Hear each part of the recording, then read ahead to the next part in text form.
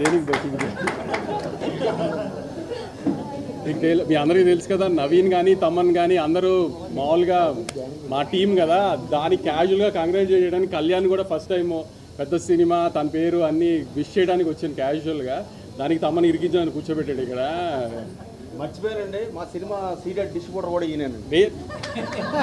Ceded distributor అని కాదండి, ఇప్పుడు రాయలసీమ కానీ గుంటూరు కానీ నైజాం కానీ అంతా నా డిస్ట్రిబ్యూటర్లో చేశారు. దానే ఇప్పుడు కోజీ అయినా. సో ఇప్పుడు సినిమా పెద్ద హిట్, వాళ్ళందరికీ డబ్బులు వస్తే మాకు డబ్బులు వస్తే అంత హ్యాపీగా డిస్ట్రిబ్యూటర్కి ఎప్పుడైనా డబ్బులు వస్తాయి. సో అది విషయం కంగ్రాట్ చేయడానికి తమన్ దగ్గరికి సుజిత్ దగ్గరికి వచ్చాను నేను. దానికి ఇరికించి కూర్చోబెట్టాడు. కానీ చాలా మీమ్స్ చూస్తున్నా పొద్దు నుంచి. మా 12 ఏళ్ళు ఆకలి తీర్చేశారు, ఇది అత్తారింటికి దారి తర్వాత అలాంటి ఆకలి తీర్చావు అనేది.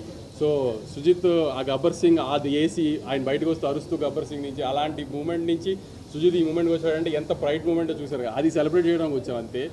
Very very happy. Interval block interval తర్వాత 5th రీల్ మాత్రం థియేటర్లో AMBA ఊగిపోయింది అసలు. యాక్చువల్లీ ఇంక సింగిల్ స్క్రీన్స్ ఎలా ఉంటుందో ఊహించలేదు. అందుకే శ్రీరాములు కానీ సుదర్శన్ కానీ ఇంకా వెళ్ళలేదు, అంత ధైర్యం చేయలేదు.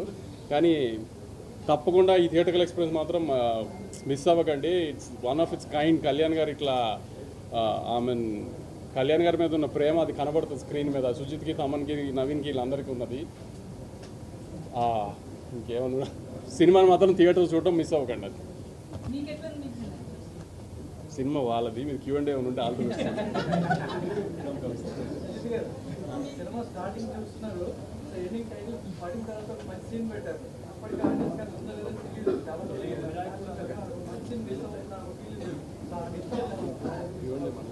అంటే